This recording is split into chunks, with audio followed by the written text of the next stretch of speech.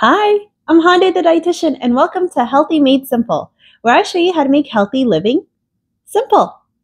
In this video, I'm going to be sharing my New Year's resolutions with you for health, fitness, and weight loss.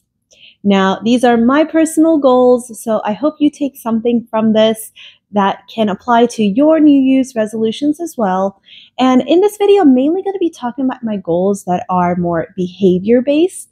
So I'm not going to be telling you to eat lots of veggies and lean proteins. If you want ideas on healthy eating, you can check out my other videos. But this is more so going to be to deal with some of the challenging aspects of following a healthy lifestyle that I personally struggle with. And guess what it is? Exercise. So my goal for this year, my big main goal for this year is to get in shape. I was in the best shape of my life before I had my son 5 years ago. I was really fit, felt really strong in my body, and felt very happy with how I looked at the time as well too. And I just have not been able to get back to that pre-pregnancy weight in the last 5 years, but I'm finally feeling motivated enough to put in the work, because I know it takes work to get there. It takes work to exercise regularly, but that is my goal for this year. I finally feel like I have that time to myself to dedicate to fitness and get my body back to where it was before, where I feel strong in my body. I feel like I have good mobility in my joints, good flexibility, and that I have good endurance. I can keep up without getting winded or out of breath too quickly. So that's going to be my main goal for this year, and I have 3 New Year's resolutions that are going to help with this goal. And of course, the more exercise I do, and with all the healthy eating I do as well, I know the weight will come off. So my focus is not necessarily to get down to a certain number on the scale or to a certain pant size, for example, but more so to get the fitness portion on track so that the weight will naturally come off with it. So if you're interested to see how I'm going to accomplish this in 2025 and what my 3 goals are going to be for this year, stay tuned. Alrighty, let's go.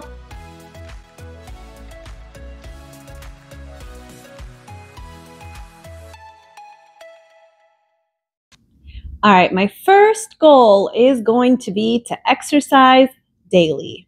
And you heard that right. I mean exercise every day, not 3 to 4 days a week.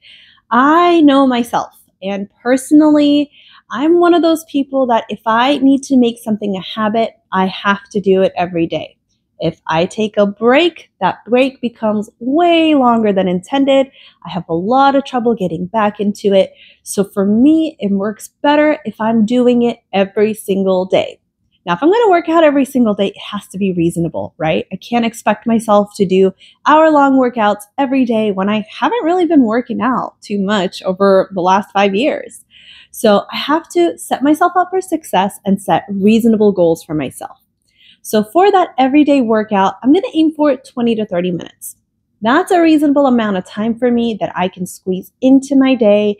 And I'm basically trading in kind of like lounging, scrolling through Instagram on my phone time that I typically have at some point in the day for exercise instead, which I know is going to be better for me. And I just have to keep reminding myself that to stay motivated.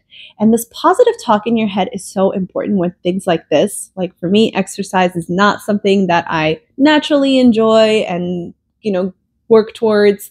It's something that I have to keep reminding myself how good I feel once I do it so that I can keep pushing myself forward. So make sure you have that positive talk in your head as well too. And then in terms of my exercise routine for 7 days a week, there are 2 main exercises that I'm going to be focusing on. I'm going to use yoga for my strength training, mobility, and flexibility training. And then I'm going to use dance for cardio. Those are 2 exercises that I truly enjoy. I love yoga.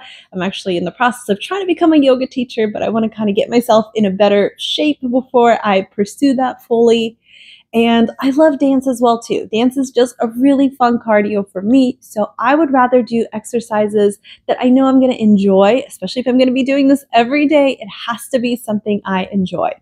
So I've kind of come up with a system for myself, and I may need to adjust this over time. But for now, my goal is going to be to do Mondays, Tuesdays and Thursdays as my true strength training days with yoga. So I'm going to be going for yoga videos. And with both yoga and dance, I'm relying on YouTube videos. There are so many wonderful YouTube videos out there and creators that I enjoy following, and I just follow their videos and it gets me a great exercise. So if you're interested, I can include links down below of which exercise videos I'm using. But my goal is going to be to make Mondays a lower body strength training day. Tuesdays will be upper body strength training day. And then Thursdays will be abs and core, so that I hit kind of all aspects of my body. My back will kind of get worked in with everything anyways. When you're doing yoga, you're using a lot of back muscles. And then on Wednesdays and Fridays, those are going to be my 2 cardio days. That's when I'm going to do some cardio dance videos to get my blood pumping, get my heart rate going. And now that leaves the weekend now, Saturdays and Sundays. And this is where I'm giving myself a little bit of flexibility. But I'm thinking Saturdays I will mainly use as kind of like a stretching yoga exercise so that I can recover from all the work that I did and I don't overdo it. And typically Saturdays are busy for us anyways, so I don't want to push myself too much with a hard exercise on Saturdays. So Saturdays will be stretching days. And then Sundays are going to be some sort of yoga, whatever I'm into that day. I will pick a video that's within that 20 to 30 minute range of things maybe I want to work on, or just maybe just a general overall strength training kind of a video, keeping that open-ended for myself to play with it based on how I feel each weekend. That's going to be my goal for 7 days a week. And we're already a week or so into January, and I've been doing this since beginning of the year. I think I actually started a little bit before the beginning of January, and I've been really good about it so far, and I'm enjoying it. I like how my body feels. I do feel sore, but it's a good kind of sore. It doesn't feel overwhelming where I feel like I'm having trouble walking. So I think what I have going so far is working for me, and I'm going to try to keep myself motivated to keep it up. But that is my first goal. It's going to be to exercise daily, following that routine that I just talked to you about. So let's now move on to the next goal. Now, my second goal is going to be more nutrition based. I already enjoy eating healthy. You've probably seen my videos. I do like eating my vegetables, lean proteins. That's not really an issue for me. My issue when it comes to nutrition that supports fitness and weight loss is that I struggle with behavioral eating issues where I turn to food a lot of times, whether it's a good day or a bad day. Let's say I've had a rough day, right? It's been stressful, it's been tiring. By the end of the night, once everything has calmed down, I typically turn to food for that little boost of dopamine that I'm looking for, a little treat to myself. And typically that's things that are unhealthy, like sweets or chips, salty, crunchy things. I don't always make the best choices, especially when I've had a rough day and I'm like, you deserve this. You've had such a rough day. You deserve this piece of chocolate. On the other hand, let's say I have a good day. Something good has happened. It's been a positive day. Guess what? My brain goes, let's celebrate with so-and-so. And it's typically something food-based. Let's celebrate with a dessert or with ice cream or with some fast food, In-N-Out. Food is very much intertwined with my emotional state. And that is something that I need to break myself out of. I need to stop using food as my reward, stop using food as my way of comfort and making myself feel better, and really turning to other coping mechanisms to deal with those kind of emotional fluctuations that we all deal with. But making sure that food is not my answer. So, quick little example for you of how I'm working on this. This past weekend, I took the day to clean out my son's closet. It was a big job that I've been avoiding for months and months and months, and I finally said, I'm going to do it. And it did take me all day. And by the time I was done around 4 o'clock, I was pretty tired. And the first thought that went in my head was, good job. You did that. You organized the closet. Everything looks great. Let's go get ourselves a treat. We have some ice cream in the fridge. Now, I had to stop myself, and this is kind of referring back to that positive thinking, talking to yourself that I was referring to earlier. And I had to say, wait a minute, we're not going to use food as a reward right now for finishing this task. We're not going to do that. We're going to change our mindset. And I had to literally talk myself through this as if I was talking my child through something. I had to tell myself, instead of using food as a reward, how else can I reward myself right now for a job well done? And that was hard work. And I do deserve a reward for getting that done. But what can I do that's not food? So instead, I settled on 30 minutes of relaxing time, guilt-free. So what that meant for me was I literally took 30 minutes to get back in bed.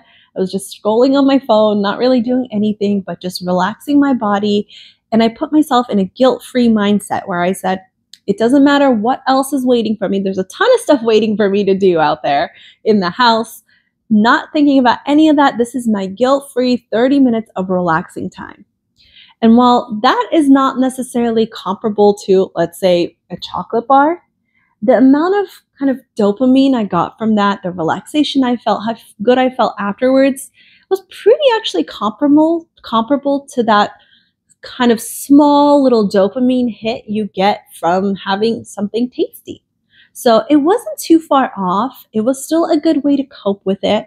But I know that this is going to be a work in progress for me, right? Because that was just one small task that had been done around the house. And I know I'm going to have even rougher days, maybe even more tiring, stressful days.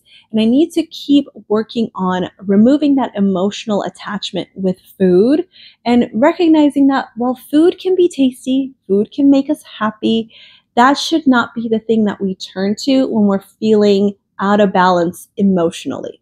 So that's going to be my goal. If you struggle with this as well too, I invite you to take this year to work on that relationship and finding other ways of coping with your stress, finding other ways to celebrate when good things happen to you that are not food-based. All right, that's goal number 2. And then we're moving on to our final goal, goal number 3. My last goal, my third goal, is going to be to harness the power of positive thinking, of expressing gratitude, and practicing self-care. And I've kind of bundled all of that together. I do think it all goes together. But these are behaviors and other things you do that are going to help support the fitness, the weight loss goals, and kind of make this a whole complete experience. When you're approaching weight loss or getting back in shape, you have to really think of this as a type of self-care that you're incorporating as part of the bigger picture of taking care of your body, right? Because by exercising more, we're taking care of our body. By eating healthy, we're taking care of our body.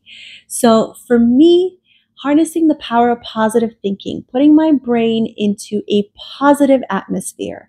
And I tend to have a very negative thought process, and that's something that I've worked on quite a lot over the years. I'm trying to be more of a positive person, but I've always been the kind of person that always thinks like worst case scenario. And I'm trying to take myself out of that and put myself more into one, appreciating what I have. And that's where gratitude comes into place. And that's something that I've been practicing every day. I've been doing this for the last week, and it really feels good every day to just tell myself, I am thankful for my healthy body that allows me to exercise. I am thankful that I have the means to buy healthy food for myself and my family.